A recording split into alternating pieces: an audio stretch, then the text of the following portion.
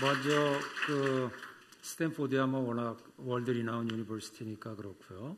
또 NTU도 지금 생긴 지 얼마 안 됐지만 아시아에서 QS 평가에서 1위를 올해 한 걸로 알고 있습니다. 근데 한국도 각 대학별로 특성에 맞는 커리어 디벨롭먼트 센터라든지 교수학습 센터라든지 굉장히 잘 하고 있다고 보고요.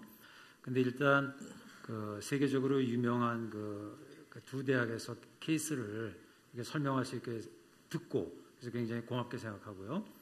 제가 이제 질문은 뭐냐면 세계적으로 이제 다 이렇게 유명한 대학들에서 하는 케이스들을 이제 얘기를 하지만 적용을 해야 되잖아요, 그죠? 우리한테 적용을 해야 되는데 제가 먼저 프로페서 데이한테 좀 여쭤보고 싶은 거는 센터, 커리어 디벨롭먼트 센터나 이런 쪽에 일하는 사람이 몇 명이나 있는지 그리고 그 사람들이 얼마나 프로페셔널한지 그것도 하나 좀 여쭙고 싶고요. 그 다음에 우리 NTU 쪽에도 지금 얘기하는 카오 쪽에서 있는 스태프 멤버들이 어떻게 좀 구성되어 있는지 그거 좀 여쭙고 싶습니다. 근데 저는 이제 4차 산업혁명 시대에서 산학협력이 굉장히 앞으로도 중요해질 거라고 어느 정부가 되든지 산학협력은 이제 굉장히 중요하다고 봅니다. 근데 그때 산학협력의 산을 고정적으로 얘기했던 팩토리 개념, 엔지니어링 개념에서 이제 좀 벗어나서 소사이어티를 다 산으로 봐야 된다고 생각을 합니다. 그래서 휴머니티라든지 뭐 다른 쪽들도 리버럴 아츠 쪽들도 다 이제 산 개념으로 들어가야 그 학생들도 이제 융합이나 이런 측면에서 이게 다 산과 관련되는 거기 때문에 그런 개념으로 좀 확장을 했으면 좋겠다. 그래서 그런 개념이 하나가 있고요. 또 다른 질문입니다. 또 다른 질문은 아까 NTU에서 인턴십 얘기를 이제 하셨습니다. 10 to 20 weeks인가요? 그 정도 weeks를 이제 하신다고 했는데 그게 맨더토리고 그랬을 때 인더스트리가 어떻게 반응을 하는지 그 많은 학생들이 이제 인턴십을 나가는데 회사들이 어떤 자발적인 그런 인게이지먼트가 있는지 그리고 학생들은 갔을 때 페이를 받는 건지 인턴십을 갔을 때 그게 굉장히 궁금합니다. 그리고 아까 굉장히 부러웠던 건 뭐냐면 33,200명의 학부 학생들을 하나하나 물론 이제 정년 퇴임하실 때는 머리가 없어질 거라고 그렇게 얘기를 하셨는데 33,200명의 학생을 어떻게 커리어에 대한 것들을 걔네들하고 접촉을 해서 하는지 그리고 학생들을 커리어 디벨롭먼트 센터 이렇게 유도하는 거 한국에서도 여러 프로그램들을 하지만 학생들이 잘 참여를 안 합니다. 아까 말씀하신 드라마도 많이 보고 뭐 이렇기 때문에 그래서 학생들을 유인하는 그런 어떤 강제적인 거라든가 어떤 맨데토리하게 할 수 있는 유인책이 어떤 게 있는지 그리고 마지막입니다. 마지막은 우리가 이제 산업체의 니즈를 반영하는 교과 과정을 하라는 얘기를 굉장히 많이 합니다. 인더스트리 니즈를. 그런데 혹시 스탠포드 쪽에서는 교수님들이 연구 중심 대학인데 굉장히 많은 교수님들이 이제 연구 쪽에 가서 본인의 이제 승진 승급 이런 게 관여를 할 텐데 그런 커리큘럼을 인더스트리 니즈에 맞도록 이렇게 변화시키려고 하는 유인책이 뭐가 있는 건지 물론 이제 미국 대학 같은 경우는 굉장히 많은 랩 프로페서가 있고 티칭 프로페서가 따로 있고 테녀 트랙이 아닌 그런 분들이 많이 있는데 그런 걸 이제 한국에서는 좀 갖기가 굉장히 어렵습니다. 그래서 인더스트리 니즈는 어떻게 반영을 하고 있는지에 대한 건 혹시 NTU 쪽도 그런 것을 커리큘럼 물론 저 커리어 디벨롭먼트 센터지만은 결국은 커리큘럼이 바뀌어야 커리큘럼에서 바뀌어서 교수님들이 어떻게 학생들을 가르치냐에 따라 가지고 인더스트리 니즈에 맞는 학생들을 배출을 할 텐데 그걸 어떻게 하고 있는지 질문을 많이 드려서 죄송합니다. 네, 이상입니다. 네, 우리 이제 두 분 토론자 받고 말씀드리겠는데 김 부총장께서 이제 핵심적으로 이걸 물어봤습니다. 하나는 인더스트리 협조를 어떻게 얻을 건가, 인턴십 같은 거 할 때 인더스트리 협조를 어떻게 하면 잘 얻을 건가. 그다음 또 하나는 학생들이 어떻게 하면 잘 이걸 활용할 수 있을 것인가라는 프로그램 제공을 하는데 그거에 어떻게 애들이 그렇습니다. 참여를 하도록 유도하는지 프로모션에 대한 얘기를 했고요. 또 하나는 인더스트리 니드에 따라서 커리큘럼을 어떤 식으로 반영하고 있는가 이건 뭐 반드시 지금 진로교육뿐만 아니라 전반적으로 학교 교육이 대학에서 어떻게 하고 있는가라는 세 가지 질문을 주셨습니다. 다 같이 한 번 더 받고 같이 하도록 하겠습니다. 우리 다음 토론자를 모시겠습니다. 토론이라고 약간 이제 질문을 통해서 지금 이야기를 끌어나가는 형태가 되고 있습니다. 우리 이철균 차장님께서는 통일대 그 경력개발 차장님이십니다. 근데 특별히 이번에 모신 이유는 뭐냐면 한국에서 그 사실 경력개발이나 진로개발이라는 것이 그렇게 중요한 곳이 아니었습니다. 근데 최근에 들어서 굉장히 핵심적인 부처가 되면서 각 대학마다 이제 큰 처가 생기기 시작했습니다. 그래서 네트워킹 차원에서 협의회를 지금 구성해서 이번에 초대 협의회장을 맡고 계십니다. 그래서 여러 가지로 중요한 일을 하실 거라고 생각하고 오늘 모셨습니다. 우리 이철균 그 차장님 한번 토론해 주시기 바랍니다. 예, 소개받은 이철균입니다. 저는 지금 동의대학교에서 일단 전공학과 교수로 있으면서요. 저희 그 커리어센터는 인재개발처라고 합니다. 인재개발처를 맡고 있고요. 지난 9월 말에 중국 협의회를 만들었습니다. 대학들마다 그 처가 아닌 대학들이 많았었죠. 그 스탠퍼드 오신 닥터데이 박사님의 어떤 10가지 미래의 트렌드에 보시면 미국에서도 그 커리어센터의 위상이 높아진다는 문구가 있더라고요. 10가지 트렌드 중에서. 그래서 각 대학들마다 이렇게 위상이 높아지고 이제 진로 교육에 고민하기 시작했습니다. 고민하기 시작해서 그럼 어떻게 이 진로 교육을 우리 대학 내에서 풀어갈 것인가를 전국의 대학에 있는 그 커리어센터를 책임지고 있는 교수님들이 모여서 고민하고자 해서 협의를 만들고 그렇게 그 역할을 맡다 보니까 갑자기 제가 지난주에 갑자기 초청이 되는 바람에 좀 아직도 어벙벙합니다. 그 한국말도 제대로 못하는데 우리 그 동지 통역사가 얼마나 잘 번역할지 걱정이 있는데 제가 잠깐 들어보니까 잘 하는 것 같아요. 그리고 제가 이 분야의 그 전문가가 아니다 보니까 그 용어도 상당히 낯설었습니다. 제가 아까 말씀드렸듯이 공학의 교수로서 상당히 낯설고 그다음에 그러다 보니까 상당히 어렵지만 실제 현실을 제가 한 3년간 인재개발처를 커리어센터를 맡고 있기 때문에 우리나라의 현실과 미국과 그 싱가포르의 대학의 현실과 한 비교할 기회가 될 것 같아서 이 자리에 참석하게 되었습니다.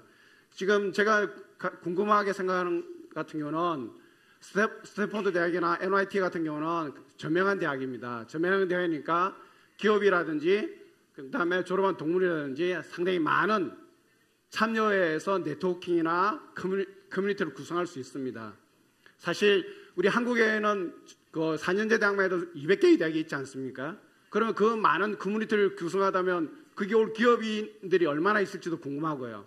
실제로 그러다 보니까 한국의 대학이 또 고민하는 문제는 지금 그 전까지는 뭐냐면 직업교육, 커리어 에듀케이션은 뭐냐면 교수가 전혀 관심을 두는 분야가 아니었습니다.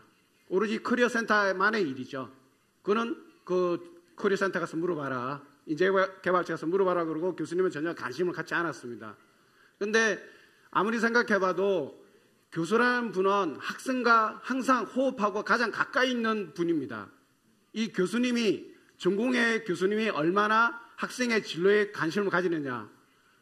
저희 대학만 해도 그 4학년까지 하면 2만 명의 학생이 있거든요. 2만 명의 학생이 있는데 그 학생을 위한 커뮤니티를 만들어주는 거 그렇게 쉬운 것 같지는 않아요. 근데 교수님이 주도적으로 참여하게 되면 진로 지도에 참여하게 되면 좀 더 좋은 효과가 나지 않을까. 그런 부분들이 지금 한국에서는 모든 걸 다 고민했습니다. 저희들은 커뮤니티 구성하는 거고요. 그 다음에 학생들 컨설팅하는 거, 그 다음에 산학협력이라든지 인턴십이라든지 우리 대학에 없는 프로그램이 없지 않습니까? 우리 대학에도 다 있습니다. 그러나 스탠퍼드나 MIT 같은 경우는 NTY 같은 경우는 아주 훌륭하게 잘 운영을 하고 있죠. 그러면 모든 대학에 그렇게 운영하지 못한다면 그러면 우리가 현실적으로 우리가 해결할 수 있는 방법이 뭔가? 그가 하나가 뭐냐면 지금 일단 교양과정에 진로 교과목이 들어왔죠. 교양과정에 진로 교과목이 정규 교과목으로 존재합니다. 학생들이 교양으로 선택하기도 하고 저희 대학 같은 경우는 교양 필수로도 선택하게끔 되어 있습니다. 그리고 그러면 교양으로서 끝나는 게 아니라 전공에 있는 교수님들이 가장 자기 전공 분야를 잘 알고 그 커리어 분야에 가장 그 직업 세계 분야에 가장 전문가이지 않겠습니까? 그럼 교수님이 물론 연구에도 바쁘시고 강의에도 바쁘시지만 자기의 학생에 대해서 좀 더 관심을 가지고 지도를 하면 더 효과가 낫지 않을까. 그런 부분들이 지금 현재 대학에서는 한국의 대학에서는 고민을 하고 있는 중이고요. 그다음에 저희 대학에서도 교수님들이 그러니까 일주일에 한 달에 한 번씩 학생을 만나게끔 강제로 수업으로 정해져 있습니다. 지도교수 세미나라는 형태로요. 그러니까 학생을 한 달에 한 번씩은 무조건 만나게 되어 있습니다. 1학년, 2학년, 3학년, 4학년. 그러니까 한 주차씩 맞으면 한 달에 모든 학년을 만날 수 있지 않습니까? 자기 지도 학생이죠. 그런 전공의 교수들이 진로지도에 참여하는 게 저희 대학이 고민하고 있고 인근의 대학뿐만 아니라 한국의 대학들이 지금 고민을 하고 있는 부분입니다. 그래서 지금 궁금한 거는 스탠퍼드 대학과 NTY 대학에서 전공 교수들, 전공에서 전공을 가르치는 교수님들이 얼마나 어떻게 참여하고 있는지 그게 좀 궁금합니다. 커리어센터가 모든 걸 다 하고 있고 전공 교수님들은 그냥 가르치기만 잘 가르치면 되는 건지 그게 하나 궁금하고요.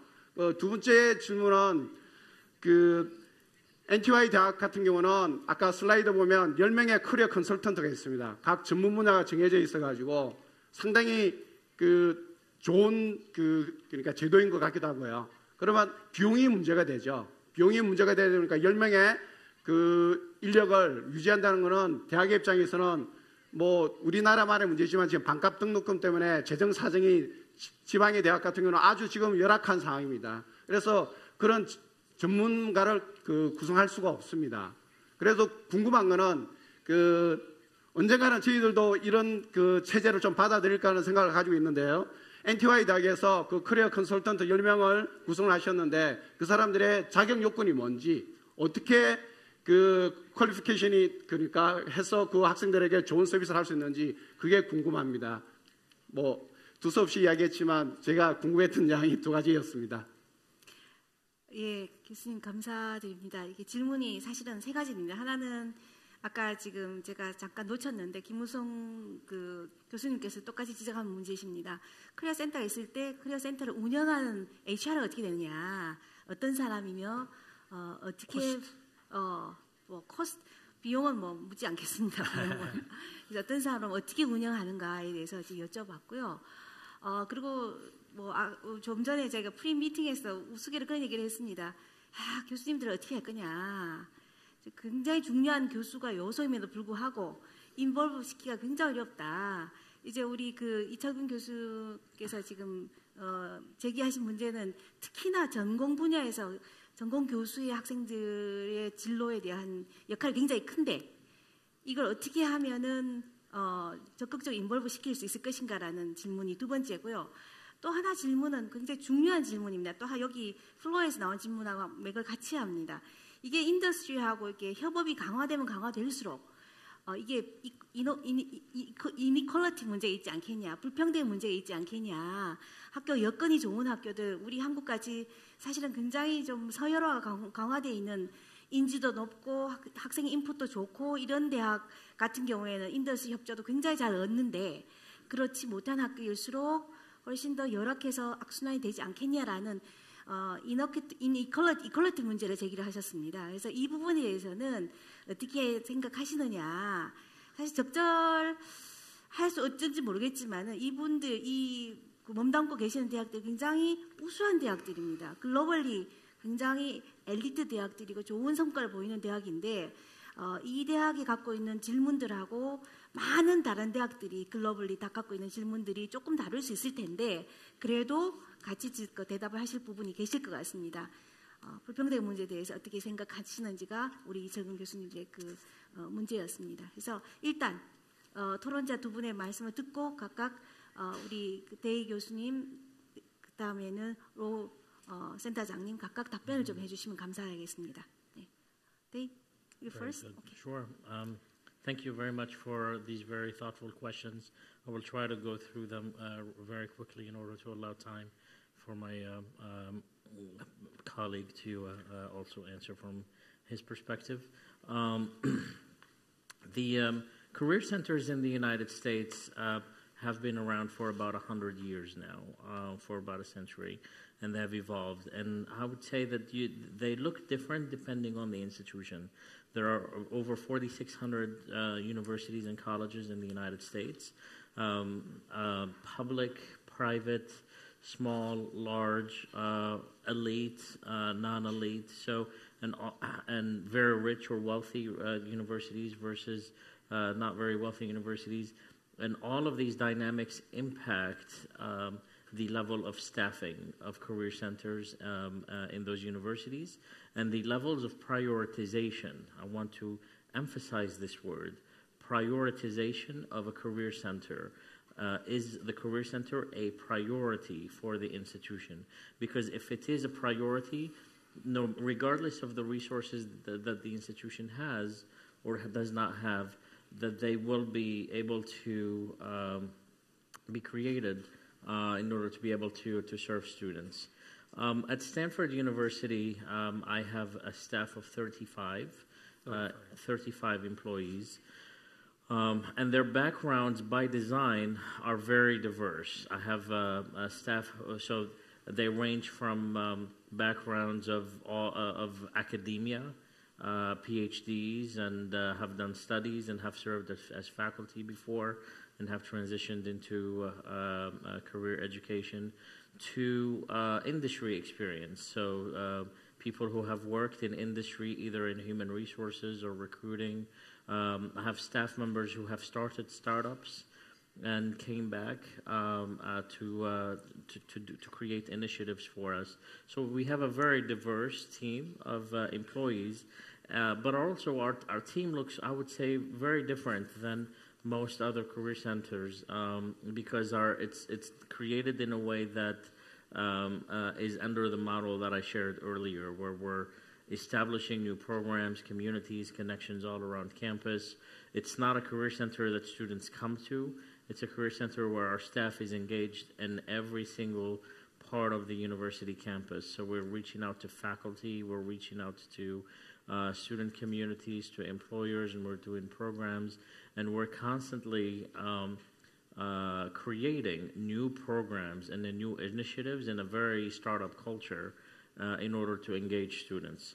That brings me to one of the questions, which was about student engagement. How do you get students to take advantage of these resources?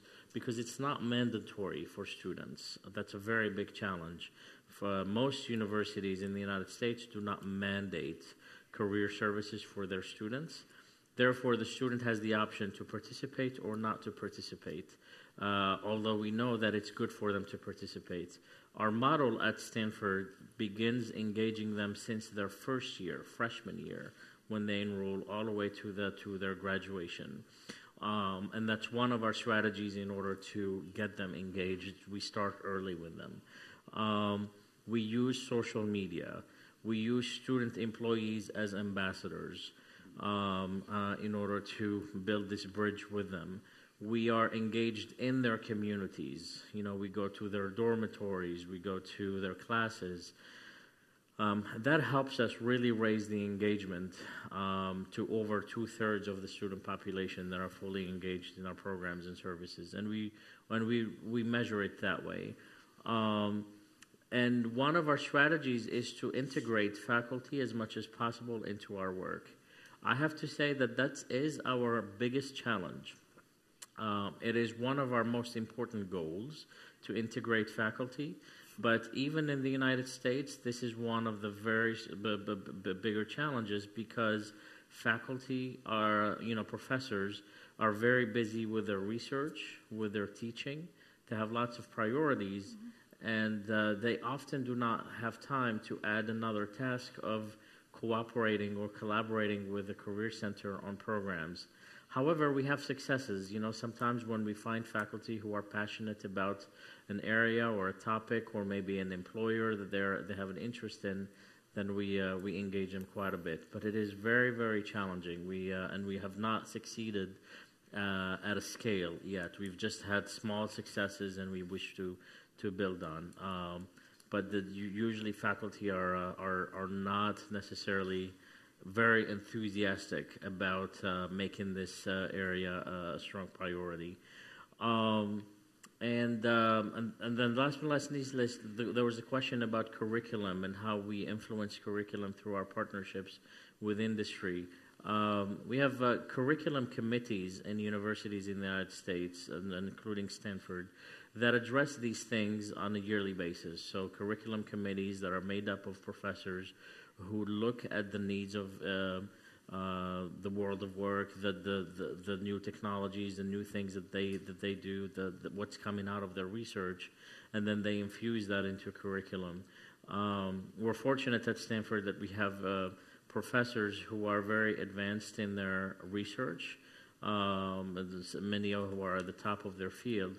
So that alone impacts the curriculum, because professors teach from the perspective of their research subjects and what they are studying, and then they come back and try to infuse that into their curriculum. But I think there's more of a need to align more with industry and what they wish to do. I would like to close by saying just this. Resources help universities in regards to establishing career centers. They help universities accelerate the process to achieve those outcomes quickly. So, I joined Stanford in 2013. I was recruited in order to completely reinvent the career education process. It used to be called career services then. I changed the words to career education on purpose, is because I see that our role is to educate people how to find their own path, not to provide them with the service, to hand them a job. It is your responsibility as the student, I always say, to do this, not mine, but I will educate you. In the case of Stanford, we had the resources to do this very quickly. So in 4 years, we've been able to completely transform our entire model and our entire work almost overnight. We've expanded our team. I started with a staff of 15. Now I'm at 35. We've created the models that I shared earlier. We created three teams: communities, catalysts, and ventures, that are all about developing relationships with alumni, with employers, building communities, educating, and leveraging all of the advantages that we have all around us. That has been very helpful. I have also done quite a bit of consulting abroad and around the United States with institutions that do not have resources.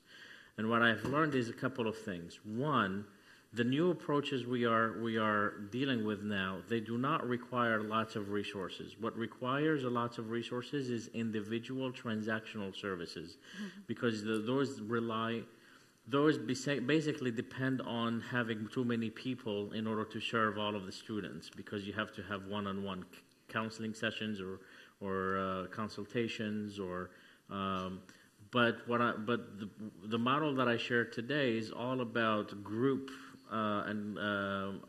work, working with groups and in sessions, etc. So that does not require lots of resources. So having lots of resources allows you to do it quickly, but if you don't have it, you can still achieve this with less resources.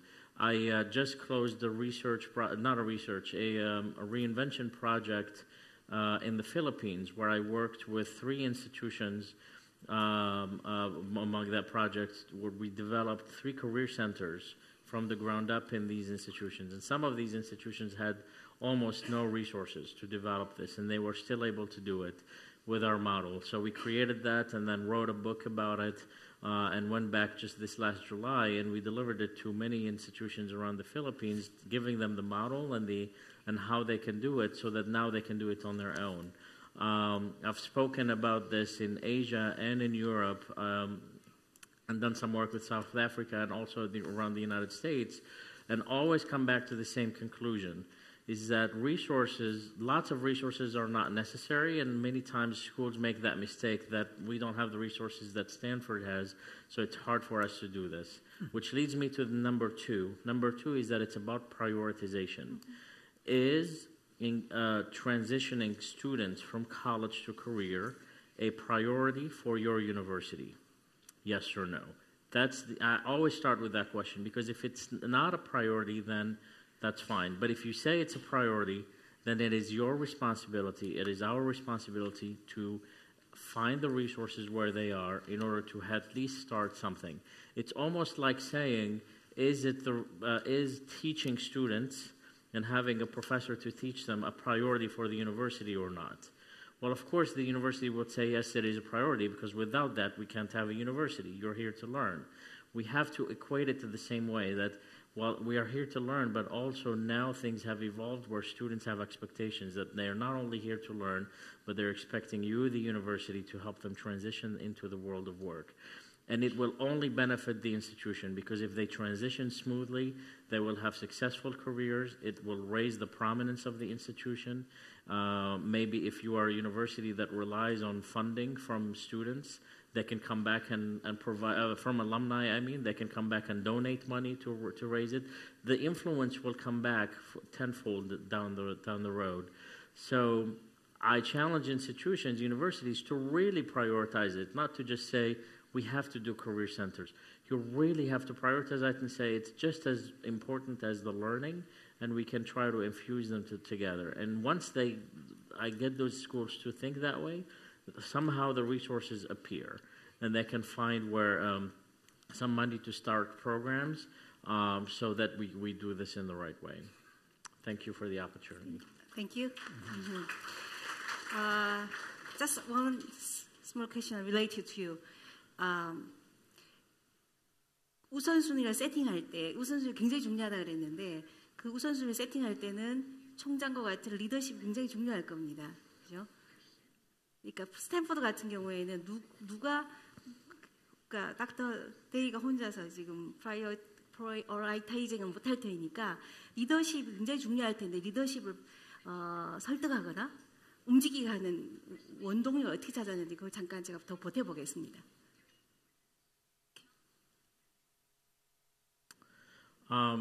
So in my position at the university, I am fortunate to have access to leadership and to be able to speak to them about the importance of raising the prominence and the resources for the career education program. But I would say also that I don't have to do that much because they hear the feedback directly from students. From parents. Parents are, at least in the United States, the helicopter parents are very involved, and they have told the university that this needs to be very important from alumni. But I think it's really important that career centers are elevated in organizations, in the organizational structures of the universities. So now what you're seeing in the United States is a trend where the heads of these career centers are deans and VPs, and they sit high up in the organizational structure, which allows them to have access to leadership and to be able to influence better. And that has not always existed, and it still does not exist in most universities, but it's definitely a trend that we're seeing. Okay, thank you. 숨이 가빠지기 시작하는데 2분밖에 안 남아가지고 지금 저희가 한 5분만 더 쓸까요? 식사 조금 5분만 더 해도 되겠습니까? 예, 좋습니다. Mr. Law, would you please respond? Not a problem. Okay. I hope you won't be angry with me for delaying your lunch, so please pardon me. I'll try to do as much as I can.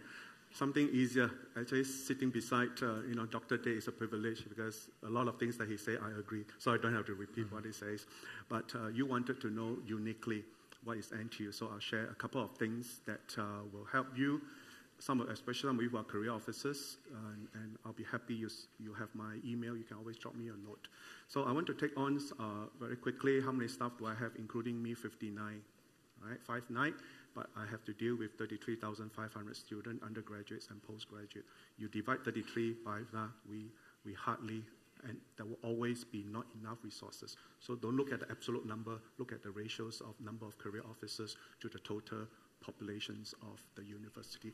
Then more or less you get an idea. Not science, but generally you have to do that. For the career coaches, what is their background? They generally have got a counseling background. Some of them have got a master's in counseling. So they like to talk to people. To be a career coach, you must talk to people. You need to like talking to people. You must enjoy talking to people 8 hours a day. Just like all teachers, we need to like to do teaching. Just like doctors, we need to heal people. So it must be a fundamental attributes of a career coach because they see the student day in, day out.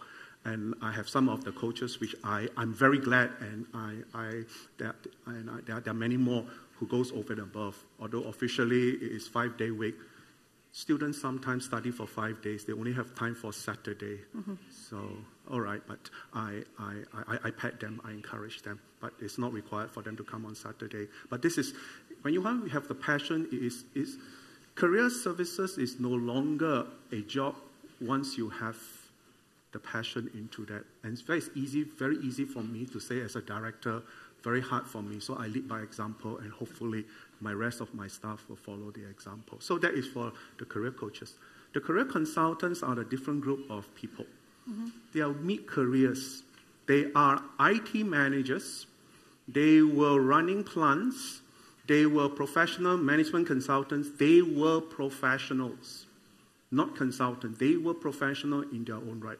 So I hired them as domain experts so that they can sit down in a master class, share with them, in order for you to be an IT manager or aspire to be in the ICT industry, what are the skills that you required across functions. So some of them comes from public service. Public service means the government or state board. In order for you to qualify into that, what are some of the skills that they have? So these are a different group. Mid-careers, they comes in. Their domain knowledge is the industrial knowledge. Of course, they would develop their counseling skill. So there's a drastic difference between the output of a career coach, which is measured by the number of cases, versus the career consultants, which is measured by the number of impact. In other words, you have a group of students, and how many of them successfully landed into a job. And based on the feedback and the students write back, oh, thank you, based on the session, I've successfully got a job in Samsung, LG, etc. So these are the kind of two different backgrounds. The rest of us are mostly careers from various industry. We do a lot of management and leadership, a lot of strategic thinking. At my level will be a lot of strategic thinking, especially right now I think a lot, right? Whether or not I will have my job, will Director of Career Attachment Office in NTU replaced by a robot? I hope not. I hope not. Okay? Then internship, very, very important. Unlike in the States or even in Korea, you have got many, many universities, both state-funded as well as private. In Singapore, we do have 5 which have got government funding.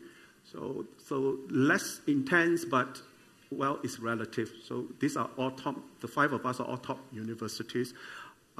All have got internship as undergraduates. All have got internship undergraduates.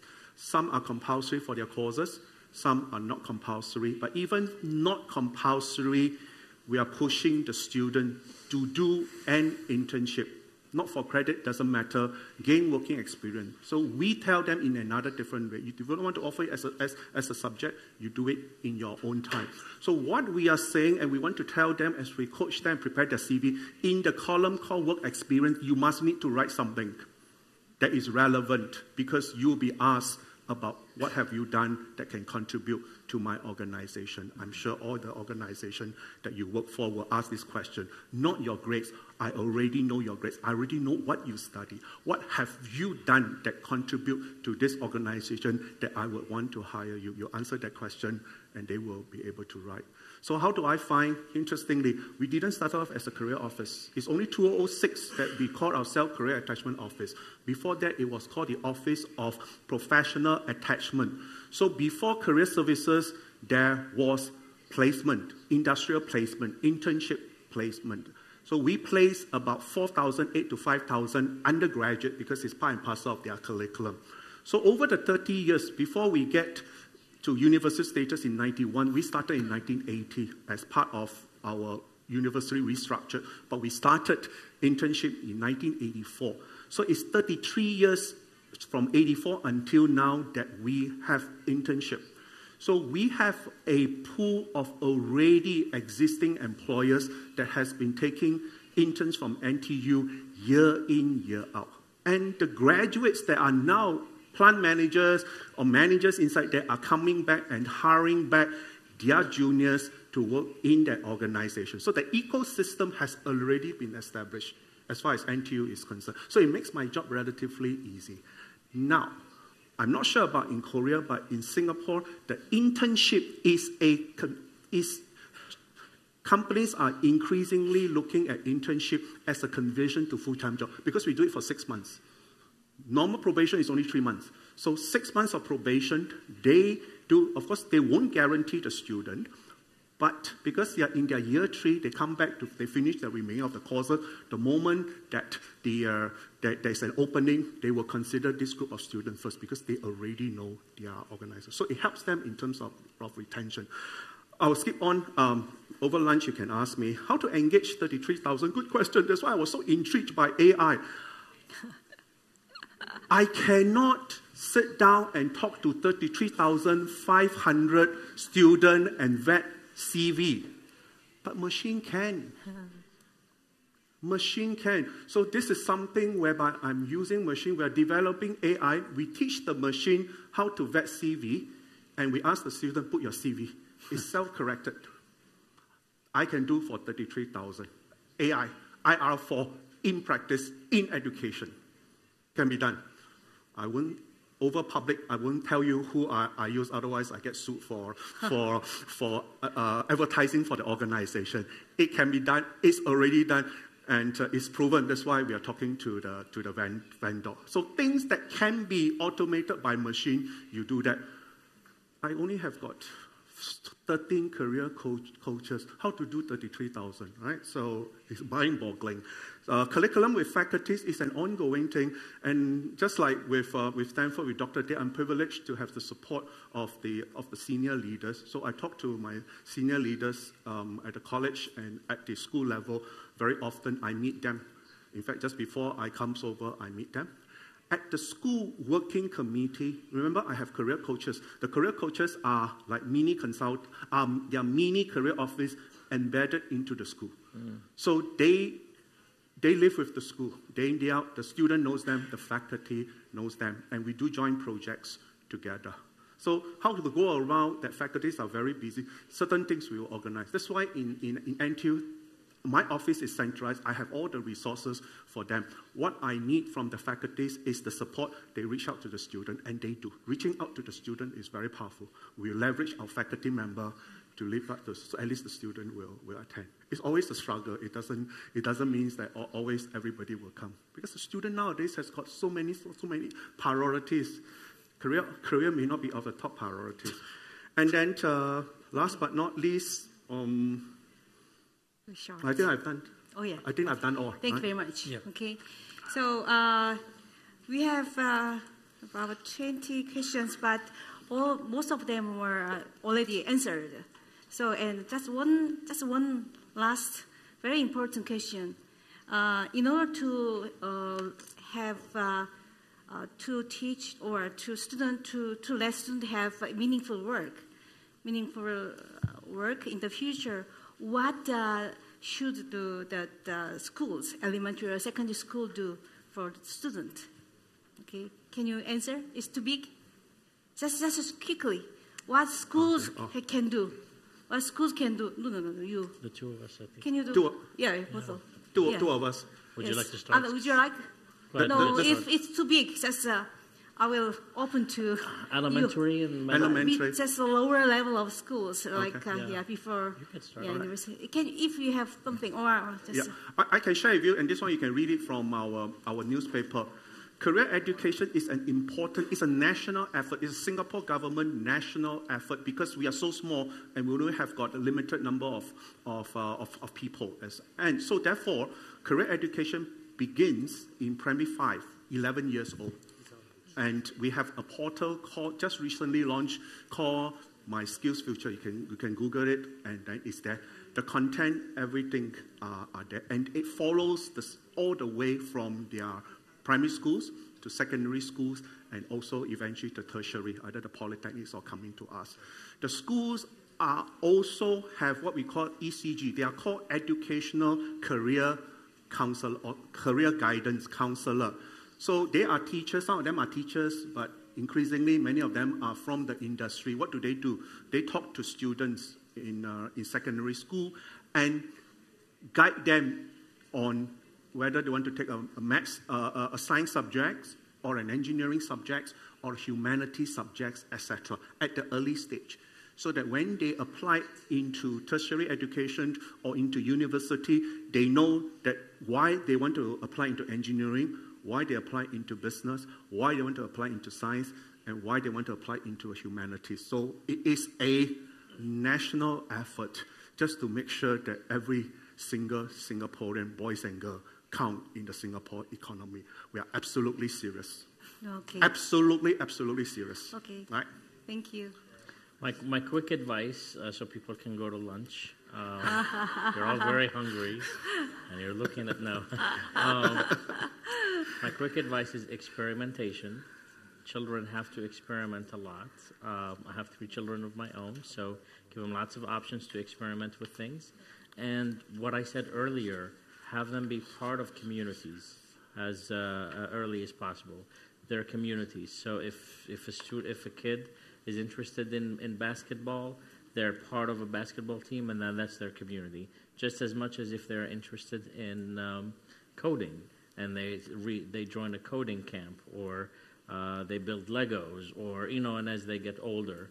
So I think those 2 concepts can start from elementary, and they go all the way to college, and then beyond. And think about it. That's us too. We too thrive in communities. We try to find our networks and our communities that open doors for us. And you have to constantly experiment and try new things that allow you to learn more about yourself and to develop new skills. Thank you. 언제나 그렇지만 시간이 굉장히 짧아서 너무 아쉬웠습니다. 그래서 특히나 2분 토론자분들께 시간을 더 많이 못 드려서 죄송하고요. 그렇지만 한국에 계시기 때문에 얼마든지 더 계속 얘기를 하실 수 있을 거라고 생각이 됩니다. 그래서 오늘 정리를 하자면 이렇습니다. 저는 여러분들이 각각 다르게 가져가시겠지만 저는 하나를 꼽는다 이렇게 꼽고 싶습니다. 이게 리소스가 굉장히 중요합니다. 그죠? 특히나 우리 한국 상황에서 작은 대학에서 굉장히 어려운데 근데 되게 중요한 지금 저는 팁을 준다고 생각했습니다. 리소스가 중요하지만은 방법은 어떤 방법이냐? 트랜잭셔널 서비스를 하면 서로 1대1로 주고받는 이런 것들을 하면은 굉장히 리소스가 많이 들지만 트랜스포메이셔널한 이렇게 변혁하는 이런 것들을 하면은 훨씬 더 자원이 효율적으로 쓸 수 있다. 왜냐하면 그룹으로 하기 때문에 그렇습니다. 단순히 자원의 문제뿐만 아니라 그룹 액티비티를 통해서 여러 가지 것들이 서로 주고받을 수 있기 때문에 방법론적이나 내용적으로나 아니면은 자원을 활용한다는 의미에서 트랜스포메이셔널 액티비티가 매우 중요하지 않을까라는 것이 저 개인으로는 오늘 굉장히 중요한 레슨이라고 생각이 됩니다. 오늘 시간이 너무 짧아가지고 아쉽지만 그리고 대유 2분 다 멀리서 왔습니다. 13시간, 7시간 이렇게 왔습니다. 그래서 이메일이 있기 때문에 혹시 계시는 동안에 이메일로 혹은 나가서도 이메일로 주고받으시면 참 좋겠다는 생각합니다. 저희 세션 이것으로 마치도록 하겠습니다. 본 아페티 감사합니다.